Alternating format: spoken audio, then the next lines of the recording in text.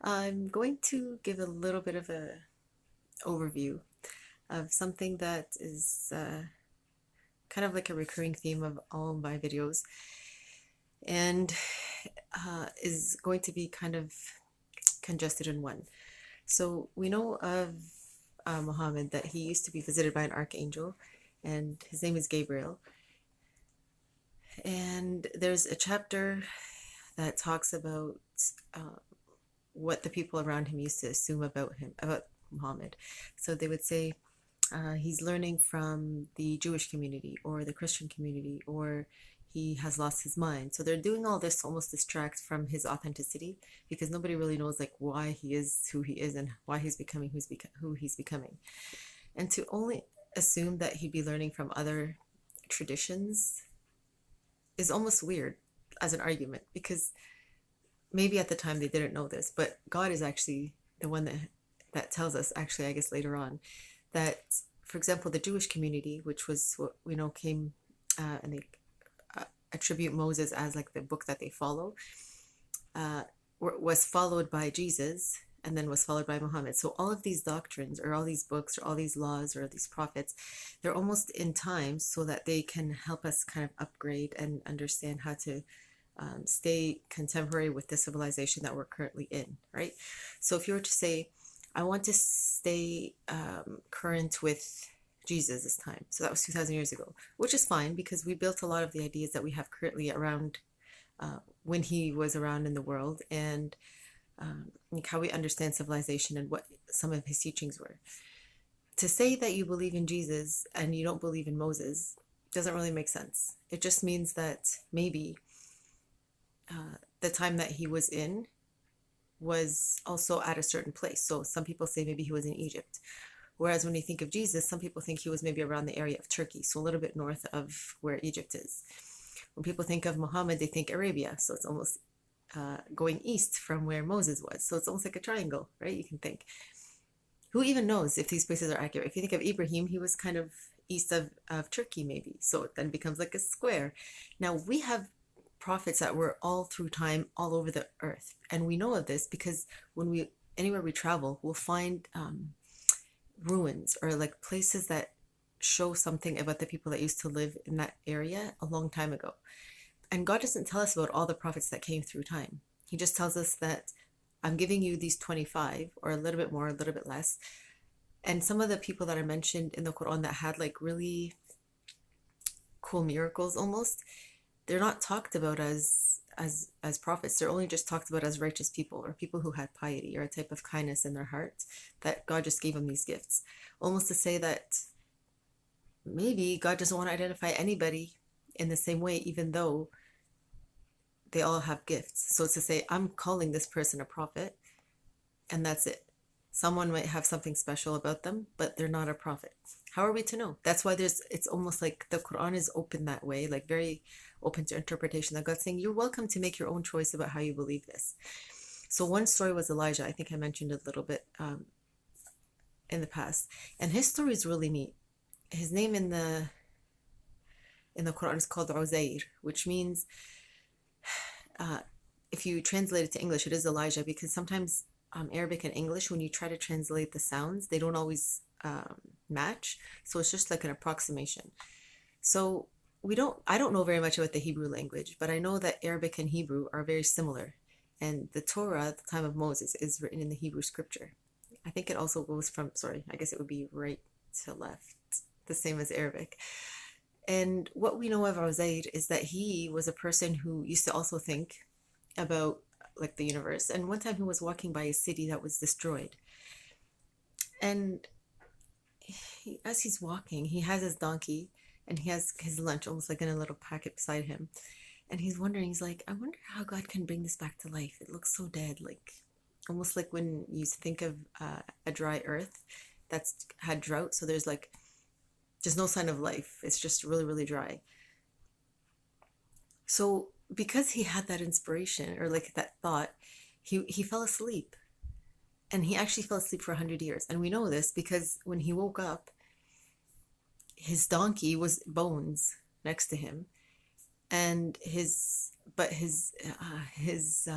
lunch. I think he had grapes and he had bread next to him, and they stayed the same. Like they were completely unchanged. So imagine that contrast. It's almost like, if anything, what we know is that animals usually live longer than food. But in this case, his food remained the same. Almost to kind of build on the idea that when we die, if we do have a good idea, but it's not quite the right time for it to kind of express itself, it'll wait for us. We don't have to like bury ourselves with it in any way. We just have to wait and trust that God's going to hold it in the way that He knows. Who knows that we can't really grasp it, remember? Some things we are outside of our way of grasping. So we just trust God and we say, yeah, I know what if I have to die early or if I sleep for a long time with my idea, when I come back, it'll be waiting for me. So when he woke up, God said to him, look at the bones next to you. So he did, and he watched it come to life. Like he watched the. Sometimes you watch these in, if you watch scientific movies, they'll show you the skeleton of something, and then they'll kind of give you an animated version of how the organs can kind of fix themselves in the skeleton, and then it'll be covered with the skin, and then they'll show you this is maybe the way we know after studying the way a kangaroo might be, right? So it doesn't mean that the kangaroo is now like a robot, but it's showing that with technology we can show what a real live kangaroo does, like, and how it works, and maybe something about how nature and the universe and God creates what we see around us from the animal kingdom and then humans. So he's watching this going on in front of him and thinking, how is this happening? So then God inspires him and asks him, how long do you think you've been sleeping? So he's like, I don't know, like a day or two? He's like, no, you've been sleeping for 100 years.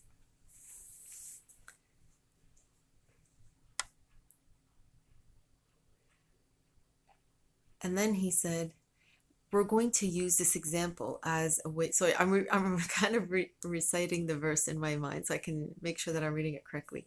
So then God says, I'm going to create you as an example for everybody. Almost to say that you can be a normal human being and have the identity of a person instead of a prophet, and still have your inspiration and your ideas look normal to you, because you're asking that question and the universe is answering for you. So you don't have to go out of your way and say, oh, I'm a prophet, now everybody has to listen to me, which is very tricky. So this is something to remind us that when we do have these ideas around Jesus is the Son of God, or Ezra is the Son of God, or Elijah is the Son of God, it's almost to say, I think we lost the meaning of it, which is what people are trying to convey by saying that, is almost to say these people have an inspired, an extra inspired way of communicating with the universe or with God, that it's almost giving us faith that we can do that too, but we have to find the unique gift that is in us, so that we can figure out, like, what is the gift in us that we have to find, that God is waiting to almost find angels to inspire us with. So when we think back to Muhammad, there's a verse that says he was taught by, and he's calling the spirit Gabriel, somebody who is very fierce with a lot of strengths. So he has so much power, and he's very fierce with them, almost to say nobody's going to be able to stop this messenger from reaching Muhammad, first of all, or from the spirit protecting Muhammad if he needs to, right? So now you can understand why, in spite of what people are trying to say about Muhammad, like he learned from other religions, now if we look back, we can say, okay, that was probably a good thing, because they're not meant to be antagonistic or disagree with each other. Like all these religions, if you think about them, they're all basically teaching the same thing, which is just align with the universe. Don't try to be God. Like, make sure that whatever you understand of the universe isn't going to try to hurt you in any way. Like, you're not going to say, I wonder if I decide to build a ship, I go crashing into like the biggest waves. Like if I know that, in certain parts of the world, they have the ocean just has really big waves.